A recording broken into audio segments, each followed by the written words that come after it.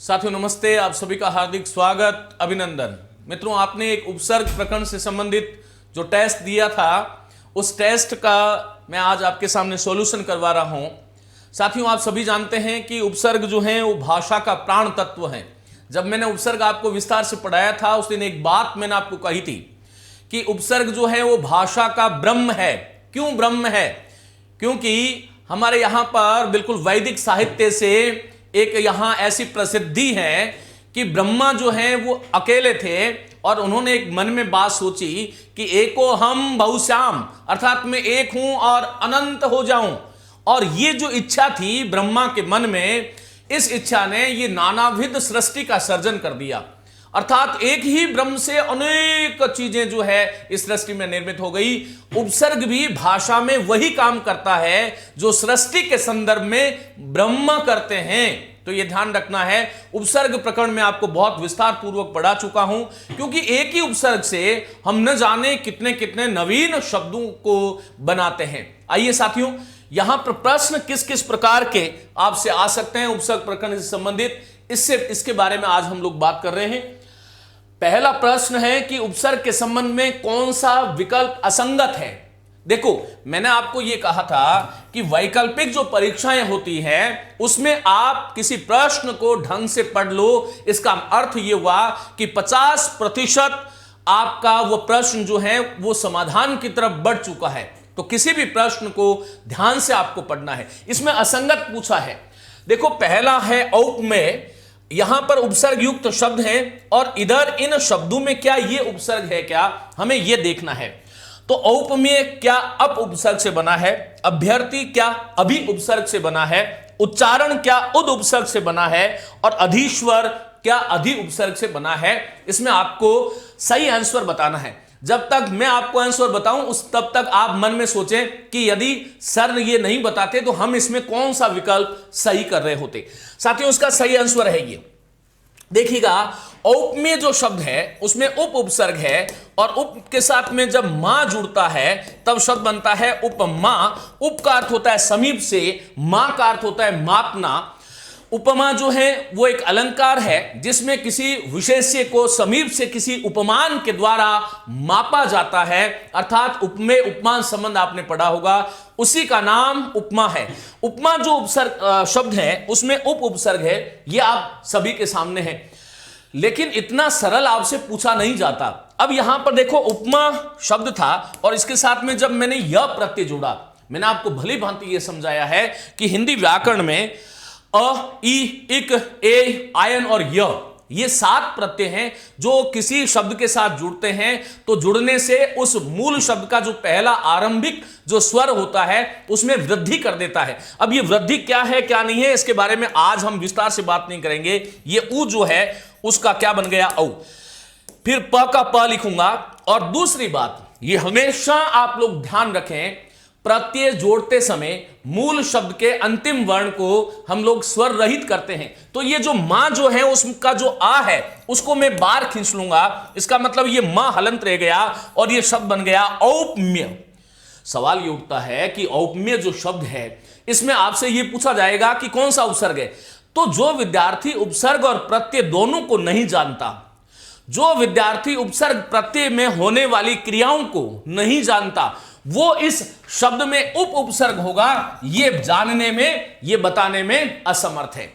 तो ये आपको ध्यान रखना चाहिए। उपसर्ग एक ऐसा प्रकरण है जो संधि से भी जुड़ता है, जो प्रत्यय से भी जुड़ता है। और यहां पर देखो, उप कहीं नहीं दिखाई दे रहा है, औ दिखाई दे रहा है, लेकिन वस्तुतः इसके साथ उप उपसर्ग है। इसी प्रकार से ये अभ्यर्थी जो शब्द है वो यण संधि का उदाहरण है। अभि और अर्थी, भ का जो ई था उसका हमने य बना दिया, भ हलंत हो गया, य आधा था, अर्थी वाला अ इसमें जुड़ गया और शब्द बन गया अभ्यर्थी।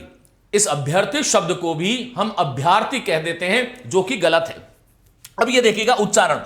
उच्चारण का संधिच्छेद होता है उद और चारण। पहला, यदि उद और चारण विकल्प में नहीं हो तो फिर आप दूसरा इसका संधिच्छेद ये कर सकते हो, उत और चारण। क्योंकि उद और उत को लेकर के जो भ्रांतियां हिंदी व्याकरण में जो हैं, उन भ्रांतियों ने हिंदी व्याकरण का निश्चित रूप से अनिष्ट ही किया है। लेकिन यहां पर क्योंकि परीक्षा की दृष्टि से मैंने आपको बता रखा है कि उद और उत का समाधान आप विकल्प को देख करके आपको करना चाहिए।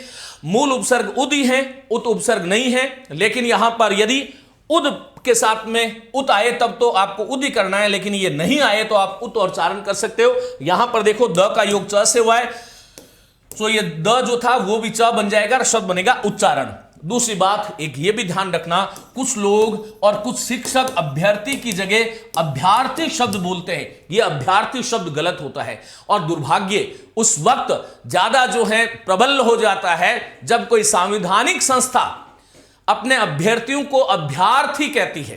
तो ये आपको ध्यान रखना है, क्योंकि मैं सदैव आपको कहता हूं और इस बात की लड़ाई भी लड़ता हूं मेरे साथियों से कि हिंदी का एक स्वरूप जो है वो राजभाषाई स्वरूप है। हिंदी युवाओं के करियर से जुड़ी हुई है, युवाओं के भविष्य से जुड़ी हुई है, इसलिए इसका मानकीकरण और इसका शुद्ध उच्चारण और शुद्ध लेखन होना नितांत अपरिहार्य है। ऐसे आपको ध्यान रखना है। खैर चलिएगा, ये अधीश्वर जो शब्द है, देखो इसमें अधि उपसर्ग है लेकिन यहां पर बड़ा दिखाई दे रहा है, तो उपसर्ग वाले जो प्रश्न आए उस वक्त आपको यह ध्यान रखना है कि वहां पर संधि कौन सी हुई है, समास कौन सा हुआ है। अधि और ईश्वर, यहां पर अधि का ह्रस्व ई दीर्घ ई, ईश्वर का मिलकर के दीर्घ संधि हो गई, ई हो गया और शब्द बन गया अधीश्वर। इसका मतलब ये तो ठीक था। आगे लिए चलता हूं, किस विकल्प का शब्द तत्सम उपसर्ग से निर्मित नहीं है?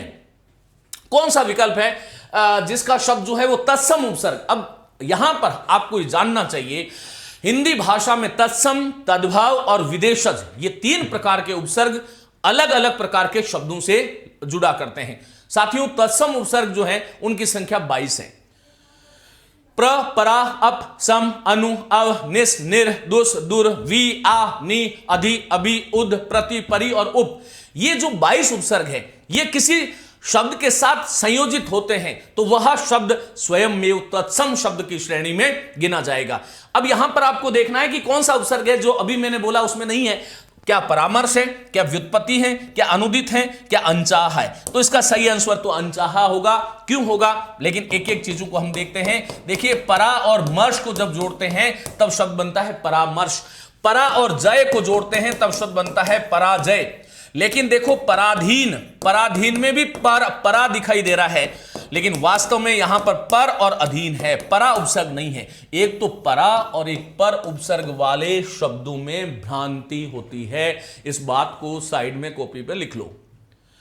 परीक्षक जानबूझ करके इस प्रकार के प्रश्न और देने भी चाहिए, क्योंकि कोई भी युवा बौद्धिक रूप से कितना सक्षम है यह जानना भी चाहिए ना, तभी उस परीक्षा का फायदा मिलता है।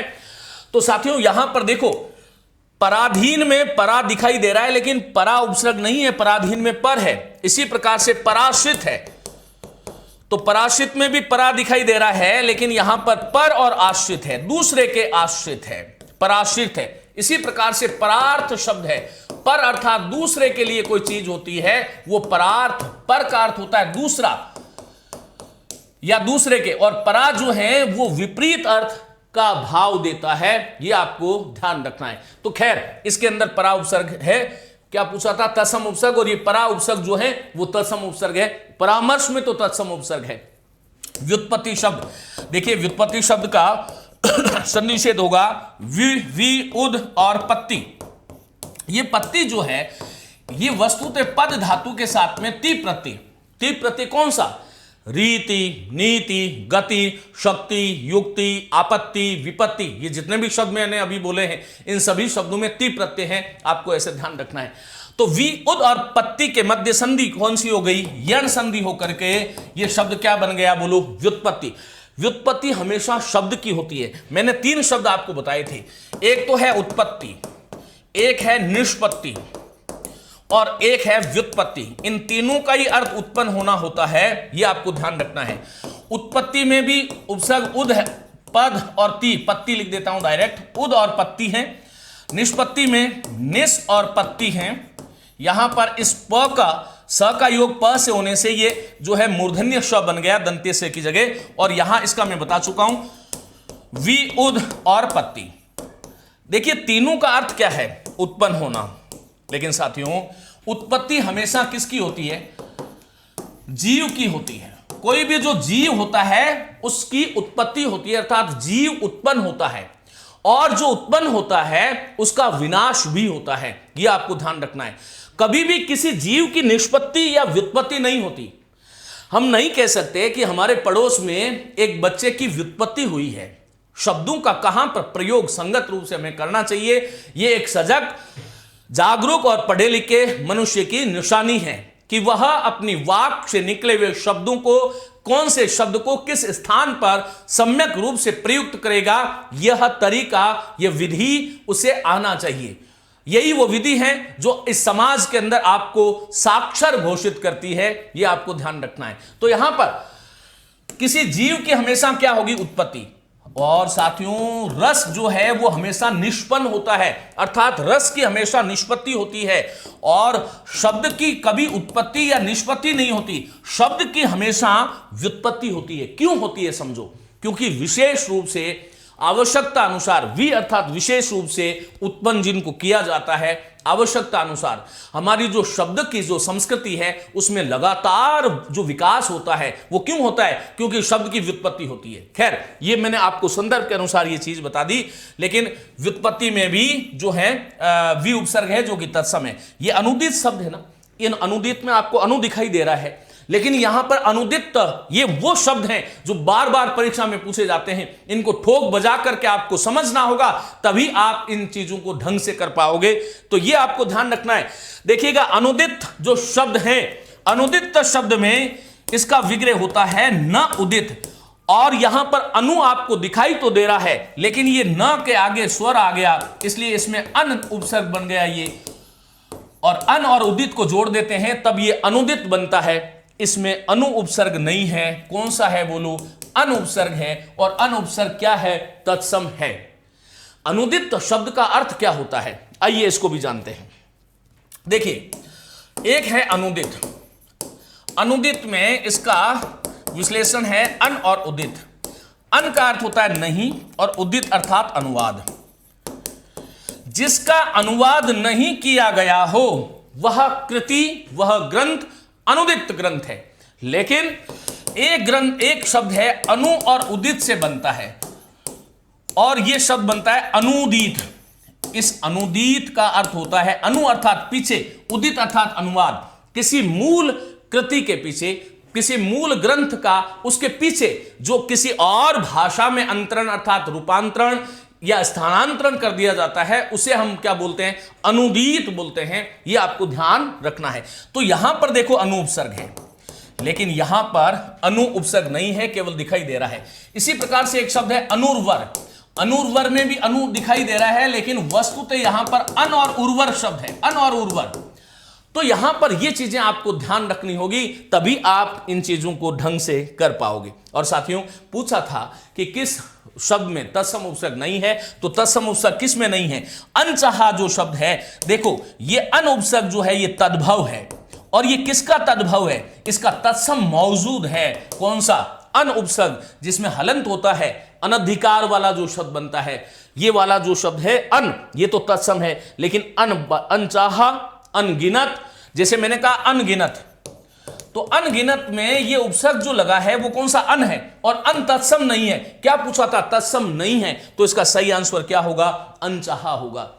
इस प्रकार से किसी भी प्रकरण को जब पढ़ते हो तब उसकी आत्मा में प्रविष्ट होकर के आप पढ़ो, आपको आनंद आएगा। यह आपको ध्यान रखना है। चलिएगा आगे लिए चलता हूं मैं आपको प्रश्न संख्या 3 की तरफ। किस विकल्प का शब्द नि उपसर्ग से निर्मित नहीं है।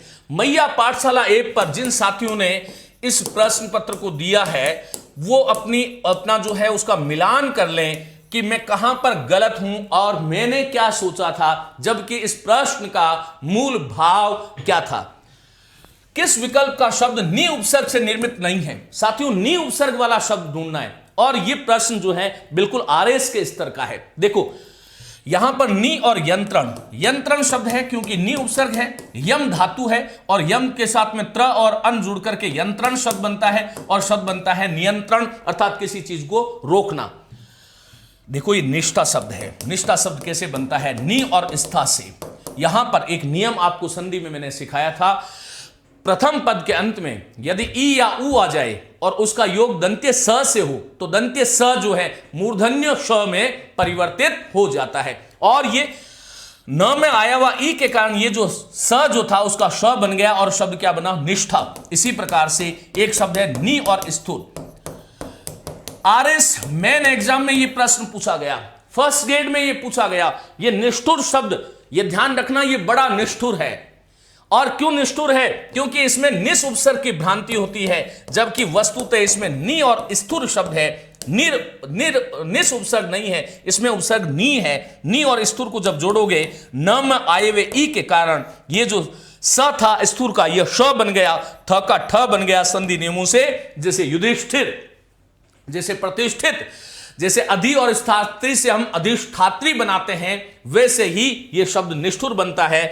और ये चोर छिप करके बेटा है, यहां पर निर और अंजन शब्द है। निरंजन जो शब्द है उसमें कौन सा उपसर्ग है? निर उपसर्ग है, नी उपसर्ग नहीं है। पूछा यही गया था किस विकल्प का शब्द नी उपसर्ग से निर्मित नहीं है, तो निरंजन जो है ये वाला जो ऑप्शन होगा ये आपका सही होगा। ऐसे आपको ध्यान रखना है। आगे लिए चलता हूं। उपसर्ग से निर्मित शब्दों के संदर्भ में अनुचित विकल्प आपको चुनना है। इसी प्रकार के प्रश्न आपके आने वाले हैं। और इस व्याख्यान को जो साथी, पहले मेरे जो उपसर्ग से संबंधित 3 व्याख्यान मैंने आपको दिए हैं, उन तीनों व्याख्यान को आपने सुन लिया, फिर यदि इन प्रश्नों का आपने समाधान कर लिया तो कोई सवाल नहीं उठता कि आप गलत कर सकते हो, यह ध्यान रखो। तो उपसर्ग से निर्मित शब्दों के संदर्भ में अनुचित विकल्प देखो, प्र उपसर्ग है। क्या प्र उपसर्ग से प्राकथन और प्रागनुराग बना है? क्या स उपसर्ग से सोल्लास और सोत्साह बना है? सत उपसर्ग क्या सन्निधान और सज्जन क्या सही है क्या? और पुनरुपसर्ग, पुनरुक्त और पुनरीक्षित, क्या इन शब्दों में पुनरुपसर्ग है क्या? आपका क्या मानना है? इसका सही उत्तर ये रहा। साथियों, प्राकथन जो शब्द है उसमें प्राक उपसर्ग है और प्राकथन के प्राक के साथ में कथन शब्द जुड़ता है, तब शब्द बनता है प्राकथन। प्राक कहते हैं पहले को। एक शब्द ध्यान रखना, जैसे एक शब्द है प्रागैतिहासिक। प्रागैतिहासिक ये शब्द कैसे बना है? प्राक और ऐतिहासिक से। प्राक अर्थात इतिहास से पहले की जो चीजें हैं वो प्रागैतिहासिक है। ऐतिहासिक शब्द किससे बना है? इतिहास में इक प्रत्यय जोड़ने से। इतिहास कैसे बना है? इति उपसर्ग है इसमें। इति अर्थात इस प्रकार, ह अर्थात निश्चय ही, और आस अर्थात घटित हुआ। इस प्रकार निश्चय ही, घटित हुआ का क्रमबद्ध और व्यवस्थित अध्ययन करना ही इतिहास कहलाता है। जो चीज इतिहास से संबंधित होती है वो ऐतिहासिक कहलाती है। जब उसमें ऐतिहासिक का अर्थ है इतिहास और इतिहास से संबंधित, और उसके साथ प्राक उपसर्ग जुड़ जाता है, अर्थात इतिहास और इतिहास से संबंधित जो चीजें हैं उससे भी पहले की जो चीज है वो कहलाती है प्राग ऐतिहासिक। प्राग ऐतिहासिक विशेषण शब्द बनता है क्योंकि काल के साथ में जुड़ जाता है। तो ये प्राक शब्द है। इसी प्रकार से इसका संविच्छेद होता है प्राक और अनुराग। जैसे वागी शब्द बनाते हो ना आप, वैसे ही प्राक और अनुराग को जब जोड़ते हो तब यहां पर क का घ बन जाएगा और शब्द बनेगा प्राग अनुराग। ये आपको ध्यान रखना है। इसी प्रकार सो उल्लास, एक है स उपसर्ग है, स उपसर्ग है। स के साथ में उद और लास को जब जोड़ते हो तब यहां पर उद और लास को जोड़ने से उल्लास बनता है। अब यहां स के साथ में उल्लास को जोड़ोगे, गुण संधि होकर के सो उल्लास बन जाता है। इसी प्रकार स शब्द स उपसर्ग है, इसके साथ में उत्साह जोड़ते हो तब सो उत्साह बन जाता है। इसका मतलब ये तो सही है, ये वाला गलत है। क्यों? क्योंकि इसमें प्र उपसर्ग नहीं है, इन दोनों शब्दों में प्राक उपसर्ग है, मैंने आपको बता दिया। इसी प्रकार से शब्द है सत। जैसे सत और निधान, त का न हो गया क्योंकि वर्गों का प्रथम वर्ण जब अपने ही वर्ग के पंचम वर्ण से मिलता है तो वर्गों का प्रथम वर्ण भी पंचम वर्ण बन जाता है। और सन्निधान, सत और निधान, यह भी ध्यान रखना, सन्निधान जो शब्द है उसके संधिविच्छेद 2 है और दोनों ठीक है। सत निधान अर्थात सत्य रूप से किसी चीज को रखना सन्निधान है, और सम्यक रूप से निधान करना भी सन्निधान है। दोनों शब्द सही है। यदि कोई परीक्षक महोदय भी सुन रहे हैं तो इस प्रकार के प्रश्नों में देने में दोनों विकल्प कभी भी नहीं देना चाहिए, यह आपको ध्यान रखना है। चलिएगा, यहां पर सन्निधान में सत उपसर्ग है, और सज्जन तो बिल्कुल जो है बिल्कुल हमारा सत और जन, सत और जन सज्जन, सत और आचार सदाचार, बहुत सारे शब्द बनते हैं। सत और गति सदगति, तो इन सभी शब्दों में सत उपसर्ग है। इसका मतलब ये भी ठीक है। और पुनर वाला तो सही है ही है, क्योंकि पुनर और उक्त, यहां पर पुनर और उक्त जोड़ोगे तो शब्द क्या बनता है? पुनरुक्त। और यहां पर पुनर और ईक्षित, पुनर के साथ में ईक्षित, ईक्षित में ई बड़ा आएगा, ईक्षित जोड़ोगे तब शब्द बनेगा पुनरीक्षित। इसका मतलब इसका सही आंसर ये था। आगे लिए चलता हूं, क्वेश्चन नंबर 5 क्या पूछ रहा है। वह शब्द जिसमें 2 उपसर्गों का प्रयोग नहीं हुआ है। ऐसे प्रश्न आजकल हमेशा आते हैं। आपके सामने 4 विकल्प है, अनुपयुक्त, पारितोषिक, सहानुभूति और प्राचार्य। कौन सा शब्द है जिसमें 2 उपसर्ग नहीं है? सीधा सीधा आपको दिखाई दे रहा होगा 2 उपसर्गों का प्रयोग जिसमें नहीं है, यह रहा पारितोषिक। देखो कैसे, यहां पर अन उपसर्ग है, उप उपसर्ग है और युक्त शब्द है। इसका मतलब इसके साथ में 1 और 2 उपसर्ग जुड़ा है, यहां तो 2 उपसर्ग है। ये परि शब्द है, परि उपसर्ग है, तो शब्द बनेगा, परितोष बनेगा, साथ में इक जोड़ देंगे, आदि वृद्धि हो जाएगी, प का पा बन जाएगा, शब्द बनेगा पारितोषिक। और यहां पर एक ही उपसर्ग है, इसलिए सही आंसर इसका यह है। पूछा यही गया था कि 2 उपसर्गों का प्रयोग किसमें नहीं है। इसी प्रकार सहानुभूति, स उपसर्ग है, अनु उपसर्ग है और भूति मूल शब्द है, और भूति का भी भू मूल है और ति प्रत्यय है। आ जोड़ते हैं तो आभूति, प्रति और आ जोड़ते हैं तो प्रत्याभूति। ये शुद्ध अशुद्ध में भी कई बार पूछे जाते हैं। और प्राचार्य जो शब्द है साथियों, इसमें एक उपसर्ग प्र है, इसमें स है, ये सह लिखना, इसको इधर लिख लेता हूं, सह लिख देता हूं। प्राचार्य जो शब्द है उसमें एक उपसर्ग प्र है, एक आ है और त्रि मूल शब्द था, यह जुड़ जाएगा तो चार्य बन गया, क्योंकि वी जोड़ते हो तो विचार्य बनता है, सम जोड़ते हो तो संचार्य बनता है। उपसर्गों को निकालना कैसा है यह आपको ध्यान रखना है। तो ये प्राचार्य जो शब्द है इसमें भी 2 उपसर्ग है, ये इसका सही आंसर था, क्योंकि पारितोषिक में 1 है, बाकी सहानुभूति में स और अनु 2 हैं, अनुपयुक्त में अन और उप 2 हैं, प्राचार्य में प्र और आ 2 उपसर्ग है। आगे लिए चलता हूं, विदेशी भाषा के उपसर्गों से निर्मित शब्द पहचानिए। यह बड़ा अच्छा प्रश्न है, इसको यदि आप ध्यान से यदि देखोगे तो आपको आनंद आएगा। विदेशी भाषा के उपसर्गों से, विदेशी भाषा, क्योंकि हमारे यहां पर जो 5 प्रकार के शब्द हैं, हिंदी की जो शब्द संपदा है, तत्सम, तद्भव, देशज, विदेशज और संकर, तो विदेशज शब्दों के साथ विदेशज उपसर्ग ही जोड़ना चाहिए। एक कृषि प्रयोगशक में एक प्रश्न आया था, बदबू और खुशबू, वो इसी प्रकार का प्रश्न था, ये ध्यान रखना आपको। तो यहां पर देखो विदेशी उपसर्ग पहचानते आइएगा। अवतार शब्द है, इसमें अ उपसर्ग है और अ उपसर्ग जो है वो तद्भव है, इस तद्भव का तत्सम जो है वो अव है और अवतार जो था उसका अवतार बना लिया। इसका मतलब विदेशी नहीं है, ये तो तद्भव है। यहां पर हमारा शब्द उपसर्ग था दूर और दूर के साथ में बल जुड़ा, तब दुर्बल शब्द बना। दुर्बल का जो अर्थ होता है उसी वही अर्थ दुबला का होता है कि दूर के स्थान पर दू हो जाना, तद्भव उपसर्ग है। इसका मतलब ये विदेशज नहीं है। का और पथ संस्कृत का उपसर्ग है, का पथ अर्थात बुरा है जो पथ, का जल बुरा है जो जल, कुत्सित या बुरा, कुत्सित है जो जल, कुत्सित है जो पथ।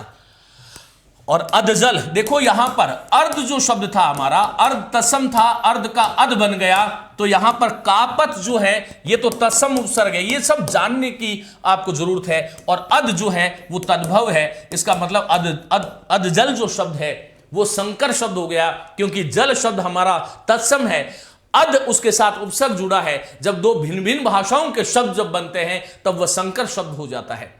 देखो किसी भी शब्द को देखने की कितनी दृष्टियां हमारी हो सकती है, वही हमें उत्कृष्ट बनाती है। इस बात को लिखो आप, किसी भी शब्द को देखने की जो हमारी दृष्टियां हैं, वो कितने प्रकार की दृष्टियां हमारी हो सकती है, वही बात हमें उत्कृष्ट बनाती है। इसी प्रकार से बदबू और खुशबू, यहां पर बद फारसी का उपसर्ग है और खुशबू विदेशी, इसका मतलब इसका सही आंसर यही हो गया, बदबू, बद चलन, खुश खबर, खुशबू, ये सारा का सारा हमारा जो बदबू जो है ना, उसके लिए हमारा शब्द है दुर्गंध, और जो खुशबू है उसके लिए हमारा शब्द है सुगंध। जो जिन अर्थों में दूर उपसर्ग का प्रयोग होता है उसी में बद का होता है, जिसका सु का उपसर्ग का प्रयोग होता है उसी में खुश का प्रयोग होता है। एक और लगे हाथ बात बता देता हूं कि खुशखबरी जो शब्द है वो गलत है, क्योंकि खुश खबर शब्द होना चाहिए। हम कहते हैं खुशखबरी, ये अखबारों की भाषा तो चलेगी, लेकिन जब आप पीएसआई और रीट का एग्जाम देने जाओगे तब ये आपको सिरे से खारिज कर दिया जाएगा। खबरी का अर्थ क्या होता है? खबर लाने वाला। और खुशखबरी अर्थात खुश है खबर जो, इसका खुश खबर का मतलब क्या है? कर्मधारी समास है। खुश है जो खबर अर्थात अच्छी है जो खबर, आपको मैंने बताया था समास प्रकरण में, किसी भी समस्त पद के आरंभ में विशेषतावाची उपसर्ग आ जाए तो वहां पर वो कर्मधारी समास बन जाता है। और खुशबू और बदबू ये भी कर्मधारी समास के उदाहरण है। बद अर्थात बुरी है जो बू, खुश अर्थात अच्छी है जो बू। इसी प्रकार खुश है जो खबर। इस प्रकार से आपको ध्यान रखना है साथियों। ये कुलक्षणी, ये तत्सम है कुलक्षणी। और चिर आयु ये भी तत्सम है। चिर आयु, चिर लंबे अर्थ में आता है। चिरायु, चिरंजीव एक शब्द, बड़ा सुंदर शब्द है चिरंजीव, अर्थात लंबे समय तक जीते रहो। और इसका स्त्रीलिंग बनता है चिरंजीविनी, चिरंजीविनी। इस प्रकार से इसका स्त्रीलिंग बन जाता है। चलिए आगे लिए चलता हूं। क्वेश्चन संख्या 7, उपसर्ग के संबंध में अनुचित विकल्प है। अनुचित विकल्प सुनना है। व्यवस्था में वी और औ बिल्कुल है, क्योंकि वी औ और स्था से व्यवस्था बनता है, ये तो सही है। परियुत्सक में परि, उद और सुख, परियुत्सुक बनता है। यण संधि का उदाहरण है, ये भी यण संधि का उदाहरण है। ये रहा यहां पर सौकुमार, ये जो शब्द है वो स और कु से नहीं बनता है। देखो ये सु उपसर्ग है और कुमार मूल शब्द है। कुमार में कु उपसर्ग नहीं है, ध्यान रखना। कुपुत्र में तो कु उपसर्ग है क्योंकि पुत्र मूल शब्द है, लेकिन कुमार किसको बोलते हैं? कुमार, बुरी है जो मार, ऐसा नहीं हो सकता ना। इसका मतलब मार पीछे जो शब्द यदि आप निकालने का प्रयास करते हो, जो लोग एक तो ये कहते हैं ना कि उपसर्ग निकालने के बाद में पीछे जो शब्द बचता है वो सार्थक होना चाहिए, वो गलत है। आधे गलत है, आधे सही है। उपसर्ग अलग करने के बाद में जो शब्द में से पीछे जो हम मूल शब्द निकालते हैं वो उस उपसर्ग युक्त अर्थ के शब्द के संदर्भ में सार्थक होना चाहिए, यह आपको ध्यान रखना है। हिंदी व्याकरण माला जिन साथियों के पास में है, हमने वहां पर कम से कम 10,000 शब्द दिए और 10,000 शब्दों का पूरा विश्लेषण किया। आप छोड़िए राजस्थान की जो जितनी परीक्षाएं होगी, हिंदुस्तान की तमाम परीक्षाएं, वो चाहे आईएएस में भी यदि हिंदी है नहीं वैसे व्याकरण, लेकिन वहां भी होती तो उसके बाहर कोई भी प्रश्न पूछने का सामर्थ्य नहीं है। यह इसलिए कह रहा हूं क्योंकि साधना करी हुई, अहंकार नहीं है। इतने जो है शब्दों को विश्लेषण करके वहां पर इस प्रकार के शब्दों का जो है अद्भुत जाल बुना गया है कि आप एक एक शब्द को तोड़ तोड़ करके खंड खंड के रूप में देख सकते हो। और भाषा चाहती क्या है आपसे? यही तो चाहती है ना कि आप शब्दों को ठीक ढंग से देख लो, उसका अर्थ समझ लो, बस इतनी सी की तो बात है, कोई बहुत बड़ी बात नहीं है। तो सुकुमार शब्द बन गया और सुकुमार में यह प्रत्यय जुड़ गया। सुकुमार शब्द विशेषण होता है, यह ध्यान रखना। कुमार शब्द जातिवाचक है, सुकुमार विशेषण है। सुकुमार बालक अर्थात जो कोमल बालक होता है उसके लिए प्रयुक्त होता है। और सुकुमार में यह जुड़ेगा तो स में जो ऊ था उसका औ बन गया, सुकुमारी शब्द बन गया। इसका मतलब अनुचित विकल्प पूछा था, यही अनुचित विकल्प है। और ये दूर आजा, दूर उपसर्ग है इसमें और आ उपसर्ग है और जा मूल शब्द है। ज मूल शब्द था, आ प्रत्यय जुड़ गया। दुराज्य अर्थात बुरी है जो आज्या, इसमें कर्मधारय समास है। कर्मधारय समास क्योंकि दूर उपसर्ग विशेषतावाची भी है। और साथियों सदाचार शब्द में सही उपसर्ग की पहचान कीजिएगा। सदाचार शब्द में सही उपसर्ग की पहचान कीजिएगा। क्या स उपसर्ग है? बिल्कुल नहीं है। क्या सदा उपसर्ग है? सदा कोई उपसर्ग नहीं है। देखो एक बात बताता हूं, रीट में एक प्रश्न पूछा था सदानंद शब्द का संधिविच्छेद, तो परीक्षक ने एक तो सदा और आनंद दे दिया और एक सत और आनंद दे दिया। इसलिए मैं विद्यार्थियों से सदैव ये कहता हूं कि आप किसी भी प्रश्न को पढ़ने से हड़बड़ाइए मत, हड़बड़ी मत रखिए। यदि आप एसएससी इत्यादि परीक्षाओं की तैयारी कर रहे हैं तो वहां पर तो आपको फटाफट प्रश्न करने होते हैं। ये जो शिक्षक भर्ती परीक्षाएं और इस तरह की जो परीक्षाएं होती है उसमें पर्याप्त समय मिलता है, और पर्याप्त समय मिलता है तो उसका उपयोग करना चाहिए, दुरुपयोग नहीं करना चाहिए। विद्यार्थियों ने क्या किया, पहला ऑप्शन ये था सदा आनंद का, सदा और आनंद, और यही कर लिया और अपने खाते में 1 नंबर जोड़ लिया। और जैसे ही घर आए और फिर जब की जारी हुई तो बोला कि सत और आनंद, फिर कहा कि ओले। ये 3-4 ओले यदि आप कर देते हो एक परीक्षा में तो आपकी ओले हो गई। ये आपको ध्यान रखना है। देखो किसी भी शब्द का संधि विच्छेद करने से पहले एक तो संधि का नियम, लेकिन नियम बाद में लगता है, पहले उस शब्द का अर्थ आना चाहिए, फिर नियम आना चाहिए, देन अपवाद कोई है तो वो आना चाहिए। तो अर्थ, नियम और अपवाद, इन तीनों चीजों का आधार बना करके हमें करना चाहिए, क्योंकि सदा और आनंद से सदानंद दीर्घ संधि बन सकती है। संधि की संरचना के अनुसार तो ये शब्द सदा और आनंद बन सकता है, लेकिन सदानंद शब्द का अर्थ क्या है? क्या आपने सोचा है कभी?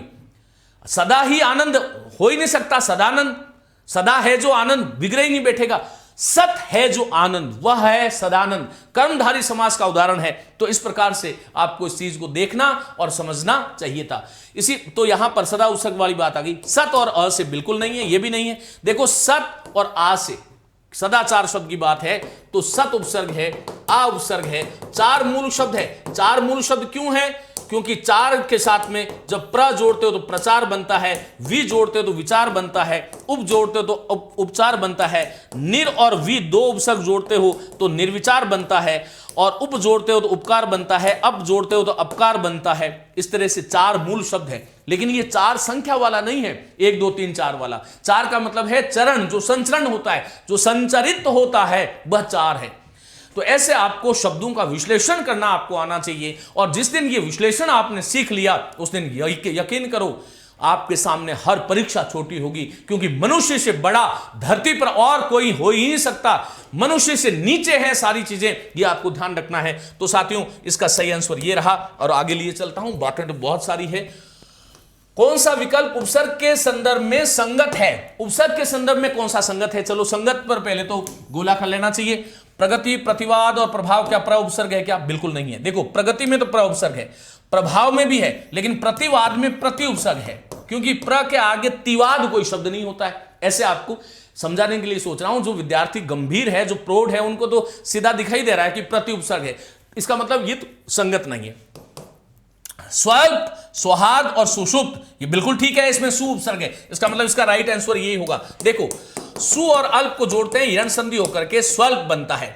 सु के साथ में हृद मूल शब्द है और शब्द बनता है सुहृद। सुहृद उसको कहते हैं जो हमारा परम मित्र है, इसके साथ में अप्रत्यय जोड़ते हैं, तब ये स का तो हो जाएगा सौ, और ये ह में जो री था उसका आर हो जाएगा, और ये शब्द बनता है सौहार्द। ये शुद्ध अशुद्ध में भी कई बार पूछा जाता है, ये आपको ध्यान रखना है। सुषुप्त जो शब्द है उसमें सु उपसर्ग है, और सुप्त, सुप्त अर्थ होता है अर्थात सोया हुआ, सु अर्थात भली भांति। जब हम भली भांति किसी कभी सोते हैं, यदि सोते हैं तो, और जब हम सवेरे उठते हैं तब ये हम कहते हैं कि आज मैं इस प्रकार से सोया कि कुछ पता ही नहीं चला, वह जो अवस्था है वह सुषुप्त अवस्था है। साथियों, हमारे यहां पर जीव की 4 अवस्थाएं निरूपित की गई दर्शन शास्त्र में। एक है जागृत, अर्थात जब हम जागे हुए रहते हैं। एक है स्वप्न, स्वप्न जो तंद्रा की अवस्था होती है, निद्रा में भी स्वप्न होता है और खुली आंखों से भी। हमारे पूर्व राष्ट्रपति महोदय, अनुकरणीय व्यक्तित्व के स्वामी जो है, वो कहा करते थे कि जागते हुए स्वप्न देखना चाहिए। कथन किसका है आप सभी साथी जानते हैं, जागते हुए स्वप्न देखता है। ये ध्यान रखो, यदि हमारा लक्ष्य हमारी आंखों के सामने बिल्कुल स्पष्ट है तो आप उसको प्राप्त कर लोगे। ये आज की एक महत्वपूर्ण बात हो सकती है आपकी जिंदगी के लिए। हमारी जिंदगी में यदि लक्ष्य बिल्कुल स्पष्ट है, मत सामने बिल्कुल दिखाई दे रहा है, क्योंकि फोकस, यदि फोटो खींचते वक्त सही फोकस पड़ रहा है तो चित्र अच्छा आता है ना, ठीक वही बात हमारी जिंदगी पे लागू होती है।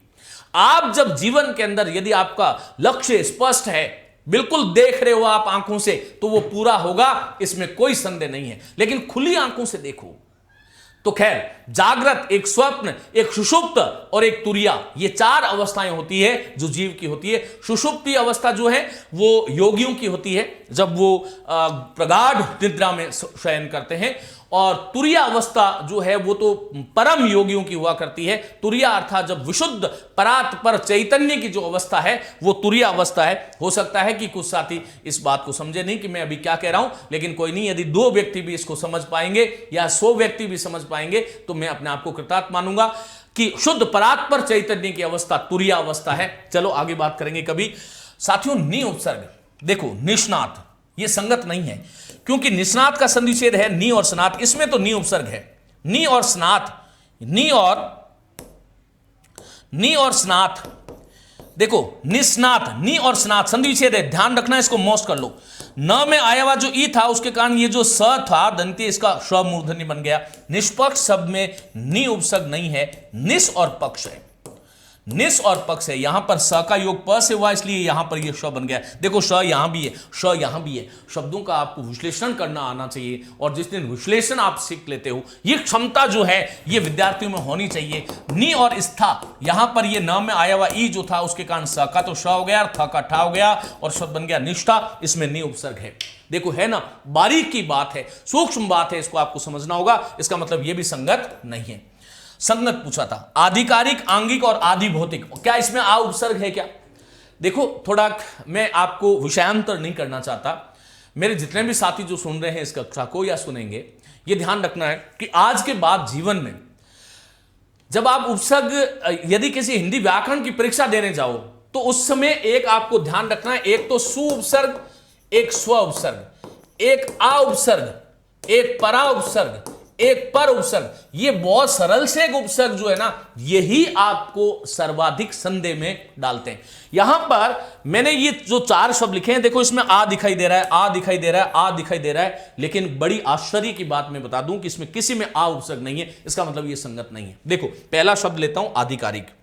आधिकारिक जो शब्द है, आधिकारिक, और दूसरा शब्द क्या था, आंगिक शब्द है, आंगिक और आदि भौतिक। आंगिक और एक है आदि भौतिक। साथियों यहां पर देखो अधि उपसर्ग है, कार मूल शब्द है, इक प्रत्यय है, इक जुड़ने से अ का आ हो गया, आ की भ्रांति हो रही थी, अधि उपसर्ग है इसमें। आंगिक जो शब्द है वो तो बिल्कुल अलग प्रकृति का है, इसमें कोई उपसर्ग ही नहीं है। अंग और इक को जोड़ते हो तो आदि वृद्धि होकर के आंगिक बनता है। आदि भौतिक भी इसी प्रकार का शब्द है, अधि के साथ में भूत जोड़ते हो तो अधिभूत बनता है, इक जोड़ दोगे तो दो तरह, इसको बोलते हैं उभयविध वृद्धि। भूत का जो ऊ है उसका औ बन जाएगा, अ का आ बन जाएगा और शब्द बन जाएगा आदि भौतिक। 3 प्रकार के दुख है मनुष्य के। वैसे तो पता नहीं कितने दुख है, हम 5 बजे उठते हैं, हमारे दुख 4 बजे उठ जाते हैं। सांसारिक ऐसा कहा करते हैं। हम अपने साथ तो ऐसी कोई समस्या नहीं है, भगवत कृपा से होगा, और हम जिस प्रकार के कर्म करते हैं होने भी नहीं चाहिए। लेकिन आदि भौतिक, आदि दैविक और आदि दैविक, आदि भौतिक, आध्यात्मिक और आदि दैविक, ये 3 प्रकार के दुख है। और सांख्य दर्शन में महर्षि कपिल ने इन दुखों का विस्तार से वर्णन किया, और इन दुखों से छुटकारा कैसे मिल सकता है ये एक बिल्कुल अलग विषय है। देखो कदम कदम पर हमारे शब्द जो है ना वो दार्शनिक शब्द हैं। हमारी दार्शनिक परंपरा इतनी समृद्ध है कि हम प्रत्येक शब्द का अक्स वहां पर देख सकते हैं। इसी तरह से साथियों एक शब्द है आरण्यक। आरण्यक में भी आ उपसर्ग नहीं है, आरण्यक ऐसे शब्द लिखते हैं, आरण्यक। आरण्यक में आ दिखाई दे रहा है, लेकिन ये अरण्य शब्द में अक प्रत्यय जुड़ता है तब आरण्यक बनता है। इसी प्रकार से आधुनिक में भी आ उपसर्ग दिखाई दे रहा है, लेकिन वस्तुतः इसमें आ उपसर्ग है ही नहीं, यहां पर अधुना मूल शब्द है और एक प्रत्यय आधुनिक बनता है। इसी प्रकार से आनुषंगिक, आनुषंगिक में भी आ दिखाई देता है, लेकिन वहां पर भी अनु उपसर्ग है, ऐसे आपको ध्यान रखना है। चलो 10वें प्रश्न की बात करते हैं। किस विकल्प के शब्द विदेशी उपसर्ग से निर्मित नहीं है? इसका मतलब 3 है विकल्प जिसमें विदेशी उपसर्ग है, तो कौन सा नहीं है? देखो सर गिरो, लाचार, बिल्कुल, हमदर्द, दरकरार, दरकार, नादान, ये रहा आपका। नास्तिक जो शब्द है वो तत्सम शब्द है, इसमें न उपसर्ग है, अस्थि के साथ में एक जोड़ते हो तो जो है आस्तिक बन जाता है, और न और आस्तिक जो आस्तिक नहीं है नए तत्पुरुष समास का उदाहरण बनता है, और इसमें न उपसर्ग है, न उपसर्ग है, ध्यान रखना, नए तत्पुरुष समास का उदाहरण है। ये बहु और मत, ये बहुत है जो मत कर्मधारी समास का उदाहरण होगा, ध्यान रखना। और इसके अंदर एक तो बहुवचन वाला बहुत है जो वचन, और एक ये बहु जो शब्द आता है ये वधु का तत्सम है। जो वधु कहते हैं ना उसके बहु आई है, ये बहुवचन वाला बहु है, और उसके बहु दीर्घ होता है। ये शब्द युग में कई बार पूछा जाता है, ध्यान रखना। और यहां पर देखो सर गिरोह, सरकार, सरोकार, ये सब सर, लाचार ला उपसर्ग है, बिल्कुल बिल उपसर्ग है, हमदर्द, हम सफर, हम उपसर्ग है, और ये सब विदेशी अरबी फारसी के शब्द हैं। दरकार और नादान, नालायक, ये सारे के सारे जो है देखो ना यहां भी दिखाई दे रहा है, लेकिन यहां पर शब्द था ना और आस्तिक, लेकिन यहां पर ना और दान, नालायक, ना और लायक, इसमें ना लायक ऐसे समास विग्रह करते हैं, इसमें नए तत्पुरुष समास है, खैर वो विषयांतर है। किस विकल्प का शब्द अ उपसर्ग से निर्मित नहीं है? कौन सा शब्द, किस विकल्प का शब्द जो है वो अ उपसर्ग से बना हुआ नहीं है? ये देखो कितना सरल सा प्रश्न है, लेकिन इसी प्रकार के प्रश्न आपको उलझाते हैं। अनन्य, अज्ञानता, अनैतिक, अनिर्वाच्य, और इसका सही आंसर है अनन्य। देखो कैसे, इसमें अन उपसर्ग है, अन और अन्य को जोड़ते हो तब ये अनन्य उपासक हम सुनते हैं ना, अर्थात वैसा कोई उपासक ही नहीं है और कोई। और ये अ और जानता उपसर्ग है। देखो ये शब्द था अ के साथ में नीति शब्द जुड़ता है, अनीति बनता है, और इक जोड़ दोगे तो आदि वृद्धि हो जाएगी। आदि वृद्धि का मतलब यहां से होगी, अनैतिक नहीं बनेगा, नैतिक बनेगा, और ये शब्द बनेगा अनैतिक जो नैतिक नहीं है। अनिर्वाच्य, इसमें अ उपसर्ग है, निर उपसर्ग है, और वाच्य वच और य से बनता है। वाच्य अर्थात जिसका निर्वचन नहीं किया जा सकता। आपने एक शब्द सुना होगा अनिर्वचनीय, उसी का समानार्थक ये शब्द है, ऐसे आपको ध्यान रखना है। आगे लिए चलता हूं, क्वेश्चन संख्या 12। संगत विकल्प चुनिए, अर्थात संगत को चुनना है। सम उपसर्ग, क्या सम्मोहन, संगठन, सत्कार? बिल्कुल संगत नहीं है। देखो सम्मोहन में तो सम और मोहन है, संगठन में भी सम और घटन है, लेकिन सत्कार ये चोर छिप के बेटा है, यहां पर सत उपसर्ग है, इसका मतलब ये तो विकल्प संगत नहीं है। अन उपसर्ग, अनंतर, देखते हैं, देखो अन और अंतर। अनंतर इसका मतलब यहां तो अन है, अनजान, लेकिन यहां पर अन है, यहां पर अन नहीं है, अन है। अर्थात देखो मैंने आपको अभी भी बताया, एक तो अन होता है और एक अन होता है, ये भी जी का जंजाल बनते हैं, ध्यान रखना इन बातों को। तो ये अनजान हो गया। इसी प्रकार ये अनधिकार, बहुत सुंदर शब्द है, अन उपसर्ग है, अधि उपसर्ग है, कार मूल शब्द है, अनधिकार शब्द बनता है, लेकिन इसको भी हमने बिगाड़ दिया और शब्द बनाने लग गए अनाधिकार, अनाधिकृत। ये गलत है, न जाने कहां से इसमें आ गया, समझ ही नहीं आता। और फिर कुछ लोग ये दलील देते हैं कि भाषा तो बहता नीर है। भाषा बहता नीर किसी कवि विशेष के लिए हो सकता है, वो स्वतंत्र है अपनी रचना में, लेकिन वह विद्यार्थी जिसको आजीविका प्राप्त करनी है, वह विद्यार्थी जो रात दिन स्वप्न देखा हुआ है किसी चीज को प्राप्त करने का, उसके लिए तो एक प्रश्न जो है बहता नीर नहीं हो सकता। यह आपको ध्यान रखना है। इसलिए मैं आपको सदैव ये कहता हूं कि हमारा सबका ये दायित्व है कि समाज में इस प्रकार का वातावरण निर्मित करें। भाषा को लेकर के जो औदासीन्य है उसको समाप्त करना चाहिए। कम से कम सजग जागरूक नागरिक हम बन जाएं, भाषा के सही प्रयोक्ता हम बन जाएं। कोई बहुत इस जिह्वा से बोलना ही है तो हम अशुद्ध, हाँ हालांकि इस संसार में शुद्धतम कोई नहीं हो सकता, लेकिन शुद्ध का प्रयास तो हमें कर लेना चाहिए, उसमें तो कोई समस्या नहीं है। इसी प्रकार साथियों, इसका मतलब ये संगत नहीं है। दुष् की बात करते हैं, चलो देखो बिल्कुल यही सही ऑप्शन है। देखो दुष् और सास, यहां पर स का सही रहा है, दुष् और कर, यहां पर स का ये मूर्धन्य बन गया है, और दुष् और चिंता से दुश्चिंता। ये मैं आपको संधि प्रकरण में भली भांति बता चुका हूं कैसे क्या होगा। दुराचार जो शब्द है उसमें दूर और आचार में तो दूर उपसर्ग है, दूर उपसर्ग है, आ उपसर्ग है और चार मूल शब्द है। दुरंत, दूर और अंत, बुरा है जो अंत, कर्मधारी समास। लेकिन ये दुरंगा जो है उसमें दू उपसर्ग है, दो रंगा, दुरंगा, दो की जगह दू हो गया है। दुरंगा अर्थात दो रंगों वाला है जो, वो दुरंगा होता है। आगे लिए चलता हूं, और ये 13वां क्वेश्चन है। ओलंपिक में भारत ने अभिनव उपलब्धि नाम की, अभिनव उपलब्धि क्या पूछ रहे हैं? रेखांकित शब्द, ये अभिनव रेखांकित है, निर्मित है। अभी तत्सम उपसर्ग से है, सरल प्रश्न है। अभी उपसर्ग जो है वो तत्सम है, ये आपको ध्यान रखना है। प्रत्यागत शब्द निम्न उपसर्ग या उपसर्गों से निर्मित है। क्या प्र और अति से है क्या? बिल्कुल नहीं है। प्रत्यागत शब्द की बात हो रही है, क्या प्र और आ से है क्या? बिल्कुल है साहब, नहीं बिल्कुल नहीं है, ये भी नहीं है, ये नहीं होगा। इसका सही उपसर्ग ये होगा, क्योंकि प्रति उपसर्ग है, आ उपसर्ग है, गत मूल शब्द है, यण संधि हो गई है, और शब्द क्या बना बोलो? प्रत्यागत, अर्थात फिर से लौट करके आना, केवल प्रति नहीं है। इसका मतलब इसका सही आंसर सी है। और ये 15वां प्रश्न, लास्ट प्रश्न, किस विकल्प का शब्द दो से अधिक उपसर्गों से निर्मित नहीं है? देखो दो से अधिक उपसर्ग यहीं तक पढ़ता है छात्र, और फिर वो समझ लेता है कि दो से अधिक उपसर्ग वाला पूछ रहा है। इसमें पूछा है दो से अधिक किसमें नहीं है, ये आपको ध्यान रखना है। चलो आओ बात करते हैं। दुरध्यवसाय, दूर अधि, दूर उपसर्ग है, अधि उपसर्ग है, अवमूल शब्द है, साय है, यण संधि भी हो जाएगी इसमें अधि और अवसाय के मध्य, और शब्द बनेगा दुरध्यवसाय। ये जो बिखरे हुए जो खंड है उसको जोड़ लेना, ये शब्द आपको मिल जाएगा। और ये दुर्व्यवहार, यहां पर दूर उपसर्ग है, वी उपसर्ग है और अ उपसर्ग है, इसका मतलब इसमें भी 3 है, ये 2 से अधिक उपसर्गों से निर्मित नहीं है। और यहां पर इसका मतलब ये इसमें भी 3 उपसर्ग है। और समुदाहरण जो है उसमें सम उपसर्ग है, उद उपसर्ग है, आ मूल शब्द है, और हरण हर और अन से बनता है। हर जो है, हर के साथ में अन जोड़ोगे, इस हर वाले र के कारण न का न बन गया, और ये शब्द बनेगा समुदाहरण। इसका मतलब इसमें भी 3 है, और इसमें 2 से अधिक उपसर्ग नहीं है, क्योंकि प्र उपसर्ग है, अधि उपसर्ग है, आप मूल शब्द है, अग प्रत्यय है। यहां पर अध्यापक में जैसे 1 है तो प्र जुड़ गया, प्राध्यापक, इसके मध्य यण संधि हो गई है, ये आपको ध्यान रखना है। अधि और आपक के मध्य, प्र और अध्यापक के मध्य दीर्घ संधि हो गई, 2 संधियां इसके अंदर हो गई है। ये ध्यान रखना, किसी शब्द में 2 से 1 से अधिक कोई संधि है तो प्रथम शब्द खंडों के मध्य जो संधि होती है वही संधि मान्य है। प्राध्यापक में आपसे पूछे तो दीर्घ संधि है, और इसका 2 खंड आप करके देखोगे तो प्र और अध्यापक होगा, ये आपको ध्यान रखना है। लेकिन अध्यापक में पूछे तो अधि और आपक यण संधि का उदाहरण होगा, ऐसे आपको ध्यान रखना है। तो साथियों, ये थी आज की कक्षा, और मुझे लगता है कि यहां से आपने बहुत कुछ नए सीखा होगा। और ये जो सीखा है इसको आप जो है कहते हैं ना, देखो शिक्षा के 3 अंग है, श्रोतव्यो, मंतव्यो, निधिध्यासितव्यो। सुनना चाहिए, मनन करना चाहिए और निधिध्यासन करना चाहिए। इन 3 चीजों को जिसने अपने जीवन में अंगीकृत कर लिया, उसे जीवन में और ईश्वर के अतिरिक्त भी या ईश्वर स्वयं भी नहीं हरा सकता, ऐसा अभी तक का मेरा अनुभव है।